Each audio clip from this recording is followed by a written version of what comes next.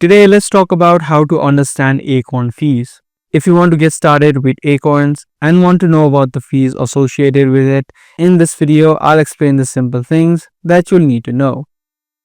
Acorns has 3 subscription plans, each with a flat monthly fee.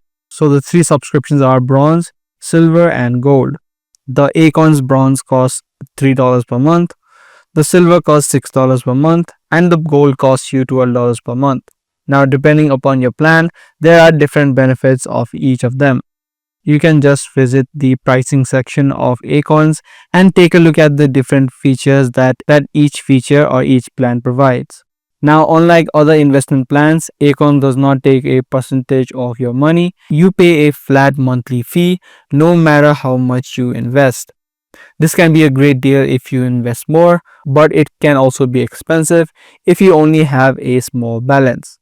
Now, it is important to understand what you get with the different plans that you invest in, such as investment accounts, different types of individual and IRA accounts. You get different types of features such as investment accounts, roundups, where you can invest from your spare changes, your Acorns checking accounts with a debit card, and other features as well. So for example, if your account is small, like $100, if you select a bronze plan, costs you $3 per month, the fees can eat up your gains.